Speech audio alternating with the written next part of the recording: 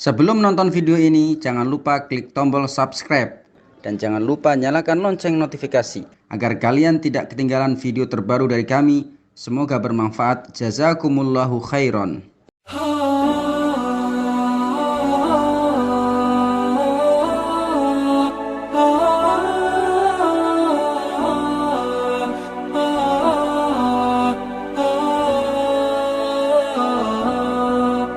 Keluar darah dari selain kubul dan dubur apakah membatalkan wudhu? Ya, kalau darah ini keluar dari kubul dan dubur, ya, dari kemaluan atau dari anus, tentu kebanyakan ulama mengatakan itu batal. Tapi pertanyaannya, darah ini keluarnya bukan dari kubul dan dubur, apakah membatalkan wudhu tidak? Dari hidung mimisan, muntah darah, telinga keluar darah, apakah membatalkan wudhu atau tidak? Ya, seperti orang juga yang donor darah. Tuh, dari sini kan, donor darah, bekam. Nah, ini bagi para pembekam atau orang yang dibekam, ini masuk pembahasan ini ya. Operasi bedah, mimisan, muntah darah dan semisalnya, apakah wudhunya batal atau tidak? Maka di sini ada pendapat ulama ya. Pendapat pertama, semua tadi ya, darah yang keluar dari selain kubul dan dubur adalah membatalkan wudhu. Wudhunya batal. Orang yang mimisan, yang bekam, yang donor darah, ya, itu batal wudhunya. Ini adalah pendapat Sufyan Ats-Tsauri, Ibnu Mubarak, Ahmad dan Ishaq. Ya. Dalilnya mana? Satu, hadis Abu Darda, di mana Nabi SAW muntah dan berwudhu. Mereka mengkiaskan, menganalogikan, menyamakan kepada muntah dengan kesamaan bahwa ia najis yang keluar dari tubuh. Jadi dalil yang mengatakan bahwa wudhunya batal karena keluar darah dari selain kubul dan dubur itu mengkiaskan muntah.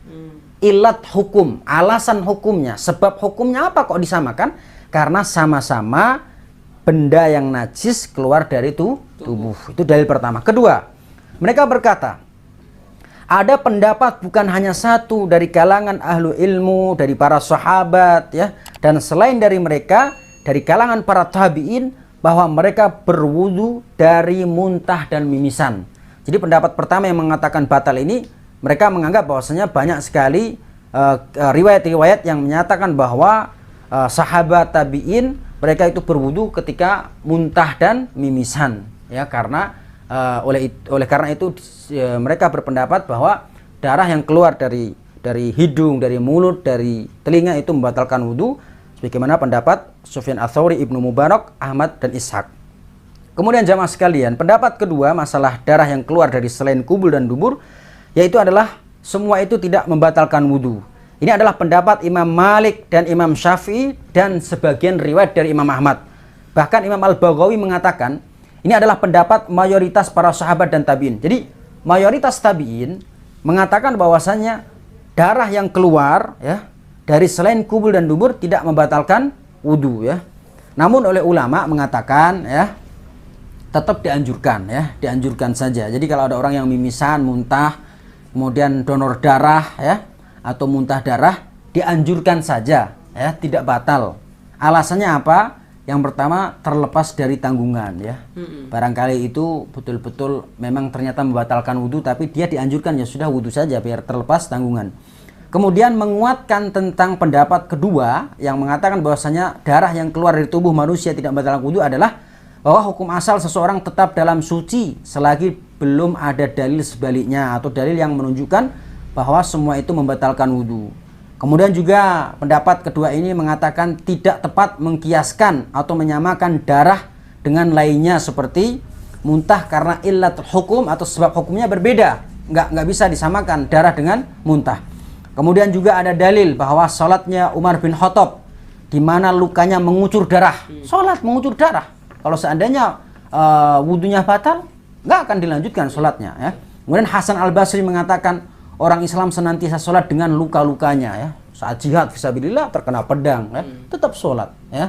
Ini menunjukkan bahwasanya tidak batal.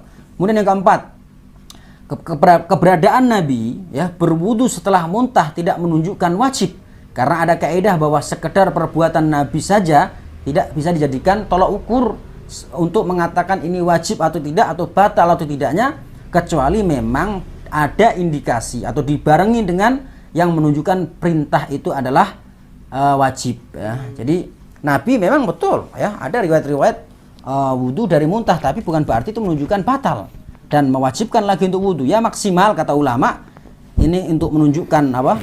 Anjuran saja dalam rangka mencontoh Rasulullah SAW. Sehingga Syekhul Ibnu Taimiyah mengatakan dianjurkan berwudu dari berbekam, muntah dan semisal itu yang mengarah dari sisi zahir perbuatan Nabi. Jadi kalau Ibnu Taimiyah pun mengatakan tidak batal, tapi dianjurin saja dalam rangka mencontoh Rasulullah SAW, karena memang Nabi itu ketika muntah ya bahkan berbekam juga berwudu. Ini pendapat ulama mengenai hal itu. Kemudian jamaah sekalian yang dirahmati Allah Subhanahu wa taala, pembahasan selanjutnya yang keenam, angin yang keluar dari kubul atau kemaluan wanita apakah membatalkan wudu?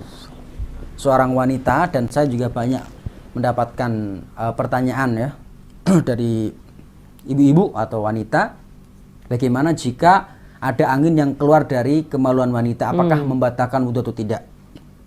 Ada minimal dua pendapat di sini ya. Pendapat pertama, angin yang keluar dari kemaluan wanita membatalkan wudu ya. Ini adalah pendapat madhab Syafi'i dan Hambali ya. Buktinya Imam Nawawi mengatakan dalam kitabnya Majmu' Syarah Muhadzab, beliau mengatakan, saya ungkapkan, kata beliau Imam Nawawi, yang keluar dari kubul atau kemaluan lelaki atau perempuan atau dari duburnya itu membatalkan wudu, baik berupa kotoran, air seni, angin, cacing, nanah, darah, batu atau semisalnya. Tidak ada perbedaan hal itu baik yang jarang maupun yang biasa keluar darinya, dan tidak ada perbedaan keluarnya angin antara kemaluan wanita dan lelaki dan dari duburnya. Hal ini ditegaskan oleh Imam Syafi'i di dalam kitabnya Al-Um, dan rekan-rekan semadhab yaitu madhab Syafi'i juga bersepakat ya. Ini bisa dilihat dalam kitab Al-Majmu' Syarah Muhadzab. Jadi Imam Nawawi mengatakan bahwa keluarnya angin dari kemaluan wanita bahkan laki-laki pun itu bisa membatalkan wudu ya. Ibnu Qudamah ya, seorang ulama dari madhab Hambali mengatakan, Qadhi Abu Ya'la mengatakan keluarnya angin dari kemaluan lelaki maupun wanita membatalkan wudu. Ya, ini bisa dilihat dalam kitab Al-Mughni karya Imam Ibnu Qudamah. Itu pendapat pertama yang mengatakan bahwasanya angin yang keluar dari kemaluan wanita membatalkan wudu. Pendapat kedua, tidak membatalkan wudu angin yang keluar dari kemaluan wanita. Ini adalah pendapat madhab Hanafi dan Malikiyah. Jadi kalau yang membatalkan adalah Syafi'i dan Hambali. Yang mengatakan tidak batal adalah madhab Hanafi dan Maliki ya. Disebutkan di salah satu kitab referensi madhab ya, dalam kitab Raddul Muhtar ala Duril Mukhtar karya Ibnu Abidin rahimahullah ta'ala, beliau mengatakan tidak membatalkan wudu keluarnya angin dari kemaluan baik wanita maupun lelaki, karena ia hakikatnya bukan angin ya, kata Ibnu Abidin ya, di dalam kitabnya ya. Hal ini dikutip oleh Imam Al-Kasani di dalam kitabnya Bada'ius Shana'i. Ini madhab Hanafi ya. Sehingga kesimpulannya jamaah sekalian ya, ini ada ulama yang menyimpulkan, melihat ada perbedaan pendapat ulama tentang angin yang keluar dari kemaluan wanita apakah membatalkan wudu atau tidak. Ulama mengatakan yang lebih berhati-hati dan lepas dari tanggungan adalah hendaknya berwudu dari angin ini. Jadi kalau wanita keluar angin dari kemaluannya ya, maka hendaknya berwudu ya dalam rangka kehati-hatian, ihtiyat. Begitu pula mengapa kita sampaikan hendaknya berwudu, ini lebih mendekati zahir hadis Rasulullah SAW. Ada hadis dari Rasulullah SAW, la wudu'a illa min sautin aw rihin. Tidak ada wudu kecuali ada suara dan angin ya. Kata Rasulullah, tidak ada wudu kecuali ada suara dan angin. Sehingga angin yang keluar dari kemaluan wanita masuk dalam hadis ini. Sampai-sampai Imam Ibnu Mubarak dan ulama lainnya berdalil batalnya wudu dari angin yang keluar dari kubul depan laki-laki maupun perempuan. Wallahu alam.